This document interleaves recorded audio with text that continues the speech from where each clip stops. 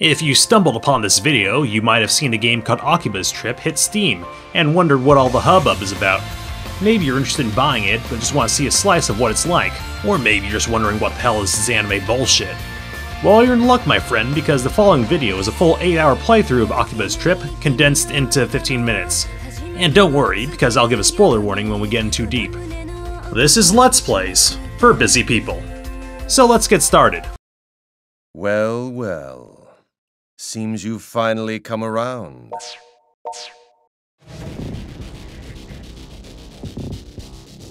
I believe congratulations are in order. You've officially passed the compatibility exam, and are now ready to begin your life anew as a synthesist. After getting imprisoned by a group of shady fucks, you learn you become an artificial vampire called a synthester that has superhuman strength and is weak to sunlight. As compensation, the organization agrees to remit rare and valuable character goods, figurines, and books per the signees' wishes. But that's okay, because you're doing it for some anime figures. A rather emotionless girl who turns out to be a true vampire saves you. The real names aren't important, we're in a hurry after all. Just note that she is one of the romance options. You end up taking a mortal wound meant for her and are on the verge of dying. I'm going to share some of my blood with you. Moved by this, she decides to save your life by entering a magical oral contract with you. Literally oral. Getting back out on the street, you are now on an organization's shit list, and they send mercenaries after you. They attack you, but you learn you can defeat them by ripping off all their clothes, thus exposing them to more sunlight. We'll slow down for a second to discuss the combat system because it's kind of a big deal. Battles revolve around attacking the clothing on enemies' head, torso, and legs to lower each part's resistance until you can strip it off. You can also grab onto weak parts of clothing and just rip it off by button mashing. The same rules apply to you, but you can heal in the middle of a battle provided you get enough space. Unfortunately, combat is pretty repetitive, and each attack button corresponds to a single piece of attire, so you're usually jamming on one button over and over and then switching off to the next. It does feature a dodge mechanic, so some enemies later on will rely on counterattacks, and you can't just button mash through them. Defeating enemies will also give a chance to drop their weapons and clothing, all of which you can use, so there's an interesting collection aspect. You can also get a range of silly weapons including monitors, roll-up posters, water guns, and glow sticks. For a long time I used a made cafe sign or a keyboard. Anyway, back to the game. After this first set of enemies, your neat sister comes in, and she is either ironically the best character or the worst character. Broski, you're alive! The present situation is thus. There is approximately one little sister standing before you, desiring of a character tee, which that shop over there, your mission? Purchase shirt for adorable sister. I'm happy now. Thanks, protagonist. Hopefully, we'll never have to see her again. Brotaku, broccoli, protector suit, frozen one. Making your way back to the local cafe, we learn you're part of a Akiba neighborhood watch called the Mogra Freedom Fighters. The other members include two twin brothers, the smart one with glasses and the not smart one, a foreign maid who doesn't have a romance route, so we don't care about her. She does have them brows though, you know what I'm saying? The cheerful old owner of the place, and then there's your serious childhood friend who is the default romance route and is good at kicking things. As a fan of kicking things, we're gonna go with her. I also want to brush her teeth. When you're finally given control, you need to escort one of the girls with you to a local battle arena. Ignore my smartphone wallpaper. You can also start checking out Pitter, the endgame version of Twitter, in which it accurately represents social media, in which everyone is fucking horrible and you lose a bit of your soul reading through it. Just stay the fuck off of Pitter. You'll come to find that in-game Akiba is busy with a ton of NPCs, real ads that play everywhere, and a wealth of places to visit. Storekeepers will even hassle you to buy stuff or hand out flyers. Many of the shops feature the actual mascots.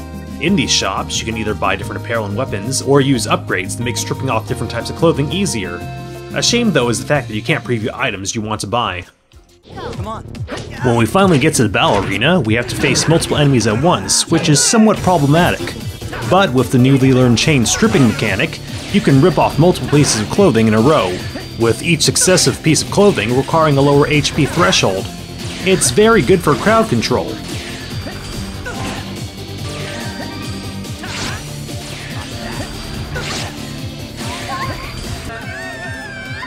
After this encounter, we learn non-vampire enemies just run off out of embarrassment. Heading back to our home base, we,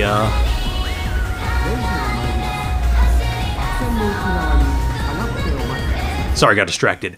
Heading back to our home base, your team decides to investigate any strange events happening in town. This also adds in a transitional point where you can do side missions.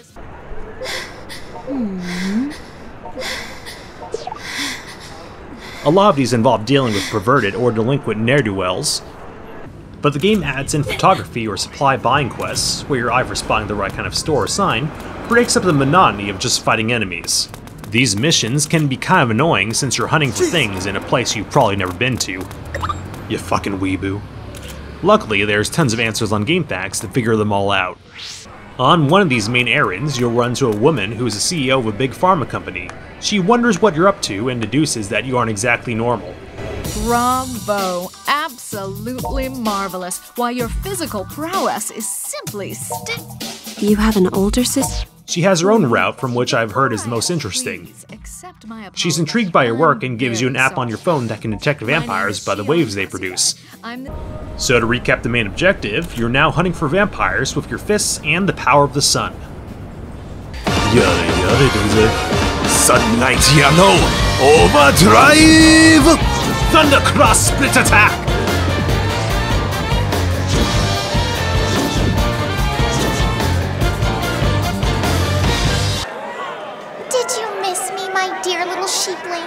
You come across an idol who's been running an impromptu concert. People in and outside of the game really like her.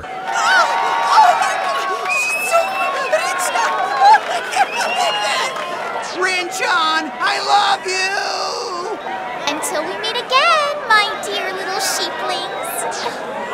What the fuck is wrong with your mouth? She is, of course, another romance route. Around this point, your sister can upgrade weapons for you. It's actually a pretty simple system where all weapons of the same type will give a straight upgrade to your weapon of choice, meaning pretty much everything you pick up will have a use for something else. You can also talk with her to raise approval points and take a bath with her. Moving on. Here's where the big spoilers in the game start occurring, so if you are interested in playing it, I'd turn back now. You've been warned. I might say that you're always free. On a shopping trip with the fusion of Flan and Mugi, you encounter a guy with a sword on his back. Oh, my apologies. I have no business with you, rest assured. I was simply watching the city. Are you psychic? Something like that. He's obviously the main villain. As the vampire attacks have been increasing, you go off to train with your girl of choice, and you learn to do unison attacks, which instantly defeat most enemies and stun all others on screen. Each girl has a different one. They're not amazing or anything, but they're worth seeing once. While we're at the arena, you can also beat challenges in order to get unique finishing moves. If you aren't strong enough or have shitty equipment though, it'll literally take 20 minutes to beat just one match. However, because you can do this, I have no regrets.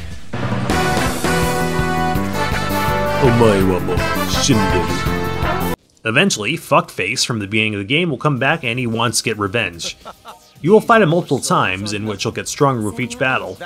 And the localization takes their references even further beyond. I have unlocked my inner power to become Hyper Xenia! Vampire Girl reveals that she's part of some clan called the Night Eaters, and their job is to hunt synthetic vampires. The reason why you're stronger than the other vampires is because of your contract. However, it might have negative repercussions in the future. And by future, I mean a few minutes from now. Sorry. During this time, the idol's being chased by security from the pharmaceutical company for digging into their plans. They decide to attack you as well. Afterwards, she acts like a bitch and then tells you guys to watch out for that older woman and the company she works for. What, that CEO from Daishihan Pharmaceuticals you've been seeing? Important to note that during this entire conversation, I'm texting. She also wants to handle things solo and tells you to fuck off. Seriously, what the fuck is wrong with your mouth? The girls in your team are convinced to join a cosplay festival after marathoning a magical girl anime. Overflowing with smiles! I am Pink Prism! Brimming with hope! I am Ambrism! Glistening with purity, I am Sapphism. And that's a new smartphone wallpaper. We fight Fuckface 2 more times and learn that Idol Girl and Vampire Girl are actually sisters. You think I'd leave something like this for my big sister to handle? Idol Girl gets hurt and you take her back to your base where she joins your party. CEO Lady tells you that she's on your side and you head off to the final battle with Fuckface. We got him? No! It can't be! It is. You... I'm not like the other otaku. How could I?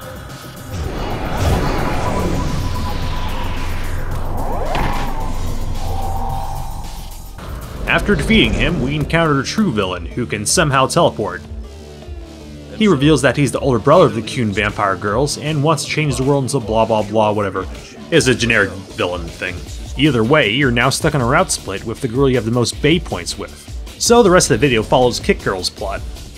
Finishing up an optional plot thread, your sister tells you to attack 2 girls that have betrayed her. And you can certainly do that. Or you can talk it out and learn it's all a misunderstanding and they really miss her. The latter gets you an extra scene at the end, and it feels much better than beating up underage girls.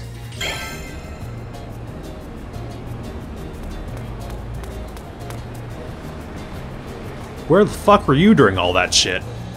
Being surrounded by girls like them, wondering if maybe I should, I don't know, act a little more girly? What do you think? Bay gets a little depressed over gender norms, but then you get attacked by a bunch of maids, and it turns out there's now a bounty on your head. To make matters worse, your body's now getting weaker as well due to the constant stress of your magical contract. On the plus side, the girl that we like respects us. You've just grown up, I guess. Matured into a real man. Or an older boy, anyway. I found her. She's... As you can see, I'm being rather fervently pursued. Around this point, CEO Chick gets chased out of her company by the corrupt employees that want to rule the world, and she joins your team. The Idol challenges the human girl to a fight, thinking she's not ready for the battles ahead.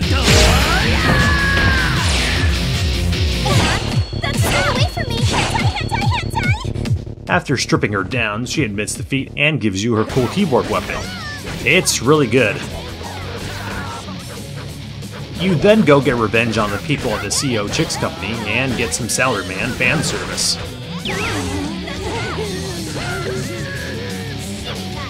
Villain Dude reveals his plan is to take over the energy of everyone in Akiba and turn it into a new home for his vampire fam. In the middle of texting, you pass out and he vanishes. While your friends retreat with you to safety, the bad man activates his doomsday device and shit be purple everywhere. His machine is draining the life force of every nerd in the city, and anyone who isn't a vampire is unconscious. At this point, you, with the loss of your strength, enter the penultimate battle with Vampire Girl, where you fight like 20 dudes at once. And although tedious, getting a super big combo at this point is cool. Incoming! Yeah! Barf! Just as things start getting bad, the Idol and your bestie show back up as reinforcements. Bay reveals she's able to support you because she formed an oral contract with Idol Girl. I kinda gave up being human. Toko became my familiar. She performed the blood contract with me just now. That's a new smartphone wallpaper. The 2 vampires form a distraction for you to go fight the last boss. That fucking mouth. Kissing my girl. And then you find the villain and kick the pants off him, literally, in about a minute.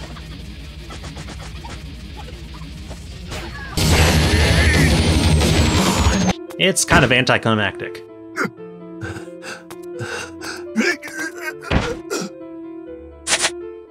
So, how do you like me now? Afterwards, everyone goes their own way. I'm still texting. Quiet Vampire Girl fucks off to Egypt or something. And if you got enough relationship points, you're heart doki dokis with the girl who kicks good.